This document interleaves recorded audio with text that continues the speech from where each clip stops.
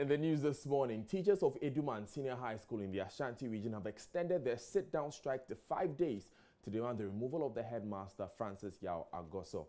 The action, which has disrupted academic activities, follows claims by the teachers that Mr. Agoso's leadership style leaves a vacuum in the administration. Prince Apia was in the school and now reports. Amidst drumming and singing, the agitated teachers who wore red and black outfits abandoned their classrooms and sat under trees. They say the headmaster's demeanor and disrespect to the teachers are stifling teacher initiative and commitment to work, adding he will need counseling even after his removal. The teachers also accuse Mr. Agoso of victimizing members of staff who are often not on his side. Spokesperson Kwesi Owusu says they are compelled to resort to such action at a failed bid to get district and regional education authorities to address the matter. He insulted two of our teachers. The first one was sent to the regional director of education. After the whole thing, he came and told us in a meeting that he was referred to the guidance and counseling coordinator to give him advice, but he said he did not go because he preferred her mother's advice to that of the guidance and counseling coordinator. We thought things have changed, but it didn't change until just last 3-4 weeks ago. He did insult one of our teachers again. Intolerance in any meeting with this headmaster, anything that anybody says that is not in line with his, he will not agree with you and threaten to take you out of the school. I will transfer you. So what happens after 5 days and you don't get what exactly you want and he's still at post? We will put it close at our chest. We will unveil everything as and when it happens. School matron Nana Santua recounts some instances. Sometimes his utterances and his demeanor is uncalled for. Me, I believe in good human relations. Whether a student, staff, cook, conservancy laborer, is a human being. We all come together to make this school Eduman Senior High School. But when you undermine somebody or you don't respect, you just insult, slapping, even the soppy people. Sometimes you throw stones, slap. He needs counseling. Mr. Agoso won't comment on the issue, insisting the matter is before the GES. So this is one of the Form 3 classes here at Eduman Senior High School. On a normal day, there should be a teacher here teaching the students. But today they are trying to do their own thing. We are told by authorities that this is going to be the situation from now till Friday, no teaching, no learning. If authorities do not come to their aid to address this impasse between teachers and the headmaster of this school. My name is Prince Apia, reporting. We stay in the Ashanti region because residents of Kumasi will henceforth enjoy a cancer-free environment as city authorities partner the Union for International Cancer Control on anti-cancer initiatives, known as the Kumasi Cancer Project. Partners seek to confront head-on all forms of cancer-related diseases through frequent awareness programs for early diagnosis and detection.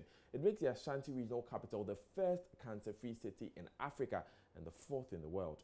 My colleague Nana Sansu-Mensah has more in the next report. Declaration of Kumasi as Africa's first cancer city, the 4th in the world, was spearheaded by chiefs and other stakeholders through the Ministry of Health and Ghana Health Service. Health Minister Kwaku Agyeman throws more light on the project. So we will try to deliver to meet the president's dreams. At this stage, Bafo and ministers, my colleagues, I think we have already announced that we're going to do a proper launching of Kumasi having been selected as a cancer city. But I will take this opportunity to pronounce or announce again for the second time. We did the first one in Mexico. The selection of the old-time garden city of West Africa, Kumasi, as the 4th city cancer challenge, CCAN 2025. Ashanti Regional Minister Simon Osei-Mensah encourages interest groups to pool resources in the fight against the major cause of death in developing countries. We realize that this issue of cancer is multifaceted, multidimensional, multi-sectorial, multi-institutional. And for that matter, we need the support of all stakeholders on board to ensure that we can control and manage cancer in this part of our country. So we need your support in order to succeed. There is not a fight for one person, there is not a fight for one institution, it's a fight for all the stakeholders who are concerned in this fight. Dr. Bafowua, a specialist at the oncology department of Konfonochi Teaching Hospital. He urges health directors to pay critical attention to accurate data collation to advance the cause of the project. I want people to know what we are doing, to verify what we are doing. It's the data that you turn out that will make people know what we are doing. Currently, we're talking about liver cancer, we are talking about breast cancer. It's verifiable from the data we are having. So if we are going to control cancers, we look at where the major issues are using the data, and that's when we can maybe address the challenge. So this is what we are encouraging everybody. If a health worker, teacher or whatever, wherever you are, you should keep data so that when we are quizzed about what we are doing, we just produce it. And then when we also produce the data, we must know how to use it. We have a lot of research reports sitting and said we need to use the data. Reporting for JoyNews, Nana Asensu-Mensah. To the Eastern region now, where the Australian High Commission and the Salvation Army Ghana on Monday commissioned a modern therapy center of excellence in Begro, that part of the country, to aid the rehabilitation of children with disabilities. The center will lay the reliable, sustainable and improved delivery of quality rehabilitation services. The Salvation Army Begro Rehabilitation Center was established in November 1982 and operates as a community-based social service for disabled children and young adults in rural areas of the Eastern region. In a speech, the center administrator, Raymond Bedu, said the facilities to improve the quality in the delivery of rehabilitation services in the district. The increase in the number of patients visiting the facility for therapy services now has made it necessary to expand and refurbish the old classrooms on the rehab compound to be used as modern therapy gyms to enhance effective and efficient delivery of services to our clients. The Australian High Commissioner to Ghana in a keynote address stated the facility was going to make staff of the center more efficient in their work and improve the quality of services in the district. It is with much joy and pride that I stand here today as we commission this all-important facility. This is a worthy investment for which the High Commission is very proud. I have no doubt that this new facility will make staff more effective in their work and improve access to rehabilitation services. The centre administrator appealed to government and the NGOs to assist the rehab centre to continue its services in the district. Now, Deputy Lands and Natural Resources Minister Benito Owusu-Bill has charged the newly inaugurated 8-member Chebi Reclamation Projects Committee to work towards certification of lands that are due for reclamation and introduce economic trees and crops as reclaimed sites. The nationwide reclamation project is expected to start on a pilot basis in the eastern region town of Chebi, an area classified by some, including former President Mahama, as the headquarters of illegal mining. The committee was inaugurated at the Ministry of Lands and Natural Resources conference room on Monday. Latif Idris was there for JoyNews. As may be specifically or specially permitted by law. As may be specially permitted by law. So help me God. So help me God. After the swearing-in ceremony, the minister read out to the committee their terms of reference with the introduction of economic trees and crops at sites that would be reclaimed, one of the key tasks.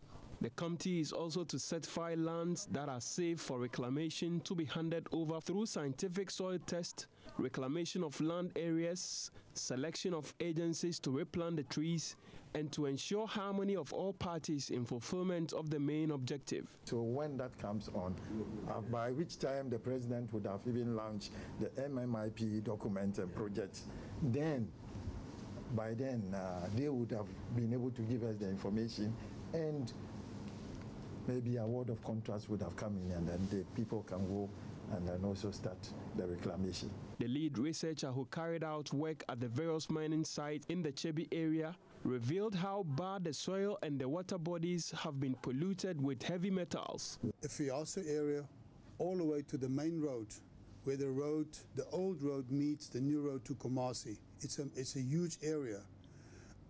It goes over 10 kilometers in one direction and probably another 8 kilometers in the other direction.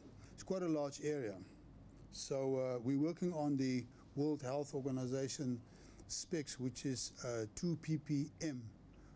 That means 2 parts per million of mercury contamination in water. Then we discovered some disturbing areas, which luckily for us is isolated, but cannot be reclaimed immediately with as high as 4. I beg your pardon, it is actually 2 ppb, 2 parts per billion, WHO, World Health Organization regulations. The extent of contamination in the Chebi area has gone far above the internationally accepted levels, and experts are calling for urgent steps to reclaim degraded lands in the area. Now, there are some who get caught up in near-death experiences such as accidents, gas explosions, among others, and never recover from the shock. If you end up with what psychologists call post-traumatic stress disorder, which leaves them with recurring images of the incident. 35-year-old Makafui Ewoku's story is, however, different. He vowed to help get rid of filth in society after he survived the flood and currently makes waste bins from misused or disused plastic bottles. JoyNews' Joseph Akable spent some time with Ewoku at his Medina residence and has come through with this report. It's not unusual to have people drink from plastic bottles, such as this. Neither is it strange to have them dump them on the streets once they are done. More often than not, people forget the impact of such an act. It is estimated that 1 million plastic bottles are bought around the world every minute. This number is expected to jump another 20% by 2021. This means out of the estimated 250 children born in a minute, each can have 4,000 bottles. What is worrying about these figures is that 91% of such plastics isn't recycled. Ghana, like many other African countries, faces sanitation problems as a result. My name is Joseph Akable, and I know a man who knows what to do with this bottle. Right here with me is it's a rubbish bin, or what we call a dust bin, made out of empty plastic bottles. There are 157 pieces of bottles in this piece, and this is about a normal size dust bin that we find in households, and it is made such in the way that it is very durable and can withstand the pressure of heavy things, but at the same time it is not too heavy, so I can lift it up easily in case you want to dispose of the waste. The UPSA trained marketer and poet who works with NGO One Ghana Movement recalls with nostalgia his near-death experience in 2010 that got him thinking. I almost got carried away by floodwater sometime in 2010 where I was living got flooded. Sometime around 1 a.m. I woke up to it and the house was already flooded. And I thought of the fact that some of these gutters were being choked by plastic waste and plastic bottles. So I've been thinking a lot about the problem, and we're in a country where everybody has a say and an opinion on issues, but we don't do a lot of action. So I decided, instead of just talking about the waste and probably just managing my own waste well, we could take it a step further and start a waste revolution. So I decided I wanted to work with plastic bottles. And then I was just going to create anything that I believe is viable with plastic bottles. The essence is to keep the bottles out of the environment. For many who may have such an inspiration, what remains is the skill. Ewuku does not recall receiving any formal training. For me, every skill can be acquired. I mean, sometimes we say, oh, I don't think I can do it. This is not my type. I don't have that skill. But if I lock you up in a room and you are not going to come out until you do something with what you have in the room, you begin to think about ideas. The ideas are there. We don't force ourselves so much in terms of doing stuff from it a lot of the times. So all over the world, people are doing stuff with plastic bottles. If you go online, you find that people have built houses with plastic bottles. Somebody has done a canoe in Cameroon with plastic bottles. Ewuku then takes me through how he makes the bins. We have hotels, we have restaurants, we have homes that, use products that has bottles as their containers. So this was what we wanted to do. We wanted the project to be such that we can engage and involve everybody, because the waste problem is not an individual problem. I can't solve it alone. The government cannot solve it alone. We have to solve it together. I was like, well, let's encourage people to give us their bottles, because already a lot of people are paying the waste management companies to come and take their rubbish. But we have gotten to that place where waste management companies should be paying you to collect your rubbish. The plastic is valuable, just that we don't see the value of it. So we put it on social media, we're asking for bottles, and people responded. Our engagement could not have ended without he reminding me he's first a poet before a bin producer. Because they go behind our backs and they buy from China. Chai! Nah. The African dream is beautiful. Now is the time for us to live it colorfully. The revolution to complete our evolution is in our volition. Homeland. Macintosh the poet.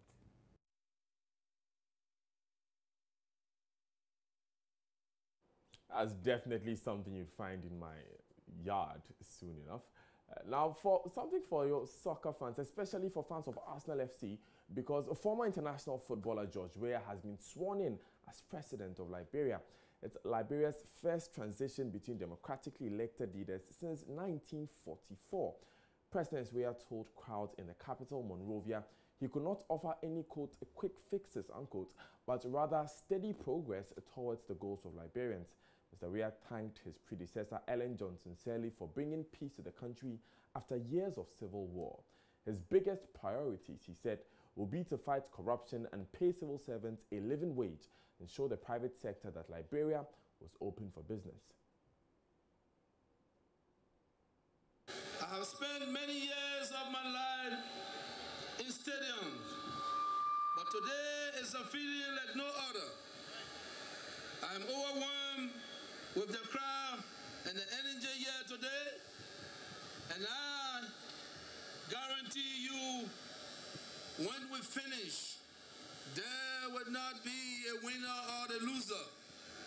Today we all wear the jersey of Liberia. Congratulations to Mr. Weah.